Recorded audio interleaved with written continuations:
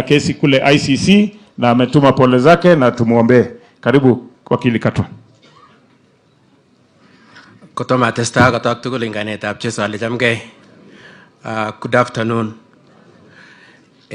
Kwa family Kapsam Intui, Kibor's family poleni sana.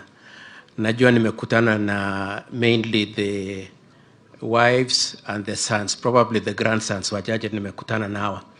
Na najua pia tumekutana in various fashions, saa zingine kwa namna ya urafiki na saa zingine kwa namna ya friction kidogo. Lakini all said and done, Kibor was somebody I really respected. Not only was he a client, lakini alikuwa, he became a friend. Na kwa heshima yake, najua kuna maneno fulani alinieleza, na vile nilikuwa nimeeleza Philip, Unita na hao wengine, I will be there for you as a family. And I know a few people have made comments here and there. I will make sure that Kibor's name is respected. Na pengine niseme pia ya kwamba my interactions with Philip, Unita na hao wengine is such that I should say, Philip, thank you very much for the way you have handled these issues this far, and we really wish you well as you manage this situation. Ningependa pia kusema kwamba nimeambiwa niseme pole sana kwa niaba ya mawakili. Najua bishop wakati alikuwa akiongea alisimamisha mabishops, politicians wakajisimamisha. Ningeomba wakili pia wasimame, and that includes even Sholei. There are some people who probably wouldn't have had authority if it weren't for that opportunity. So on behalf of these lawyers and the others who are not here, I can see my friend behind there, and tunasema pole sana. Gisheru also called me from Netherlands, akasema poleni sana. We did some cases for Mzee with Gisheru, including the one for Mafuta Farm. Na kwa hivyo wanasema pole sana. May I say lastly about Kibor, probably three things. One is that it is true he was barely literate. But when the phrase in English was conceptualized, ya kusema being streetwise, I think they practically had Kibor in mind because he was practically streetwise. I remember he was explaining to me that his kabla sijakuwa wakili, he was explaining to me the type of relationship he had with Moi. And he was explaining to me when Moi made his life very difficult, he consulted and incorporated companies, and he put his wives and his children, including Philip. And he was able to go on with business. And you can remember those days of Moi. If you were in his bad books, the possibility would be that your life would be very miserable. But somehow Kibor was able to get around that with that kind of innovation. And for that reason, I would say he was extremely streetwise. There's an advocate in Nairobi called Kibunja. Kibunja had a claim against Kibor of about 36 million. And by the time we were finishing, it was about 70 million. And it was a very difficult case. We were practically going to lose because he had signed all sorts of things. But as we were getting nearer the point at which judgment would be entered, which was going to be adverse to us, Kibor said, he said he transferred most of his things. And then we had him employed by Philip, I think, and Naomi in a company that Philip and Naomi and so on. So he was earning a salary of 15,000. And so when the judgment for 70 million was entered, we said, here is what our income is. It is 15,000. If you want to deduct it, you can collect as much as you want until you get to. And the thing that every time I would meet Kibunja, even if I meet him now, he would tell me is he can't believe what we took him through. Because Kibor would drive a FX vehicle to either DDW or CMC for servicing.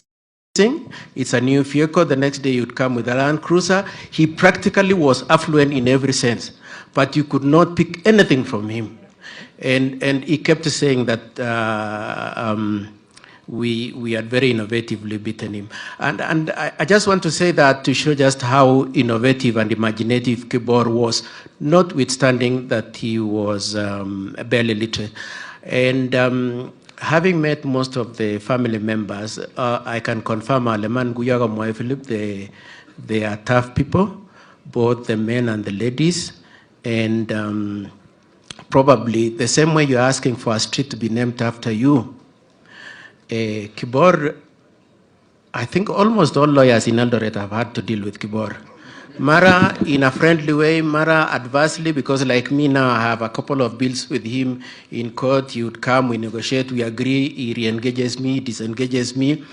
And even as I was sitting somewhere there, my friend Mheshimiwa Wakili was reminding me of an incident where Kibor was insisting that I must say something.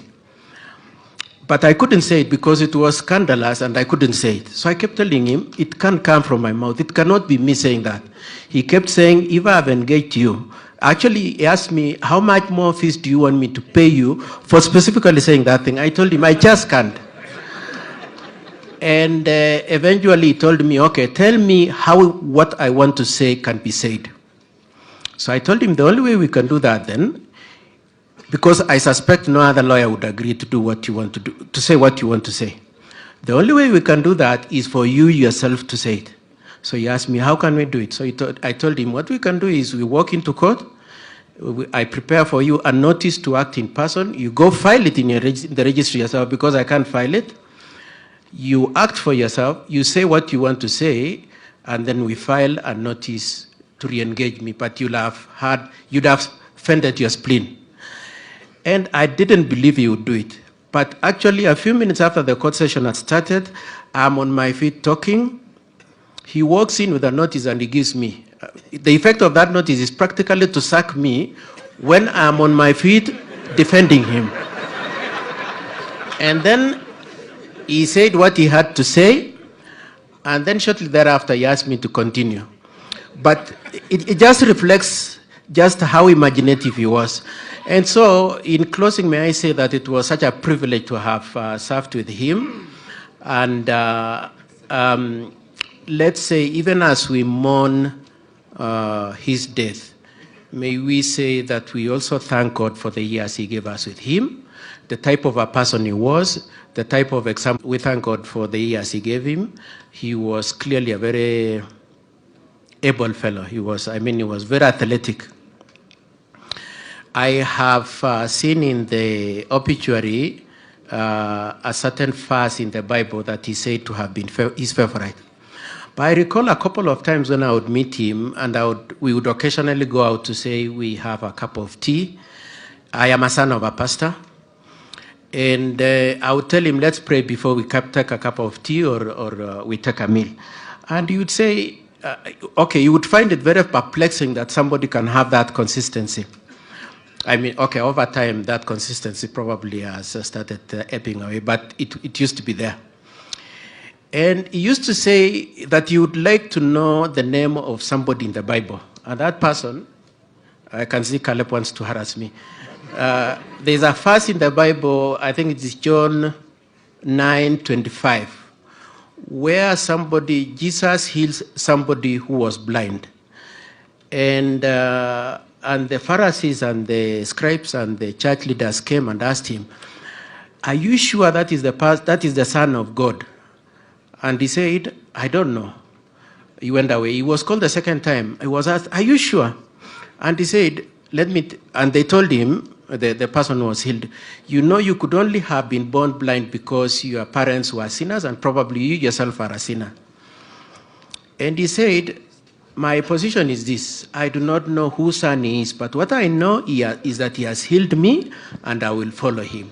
So for him, he used to say, people accuse me of so many things, but what I know is that I'm alive through the grace of God, and that God must be acknowledging me. He must be knowing me in my identity, in my character, and must be still be happy to deal with me.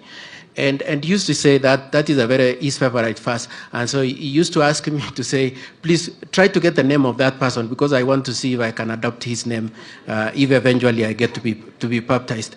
Lastly, he asked me if I could write to the Pope. According to him, the 10 Commandments were written by the Pope.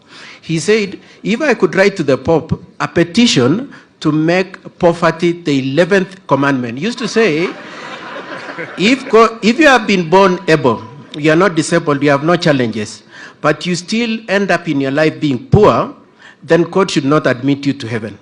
And so he said he wanted the idea of being eventually old and tired, poor, to be made an 11th commandment, so that it is a sin to be poor at the end of your life.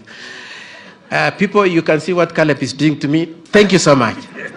Thank you so much for tolerating me and the family Poleni. I am with you. If there's any value I can add to this process and the way forward, I am happy to.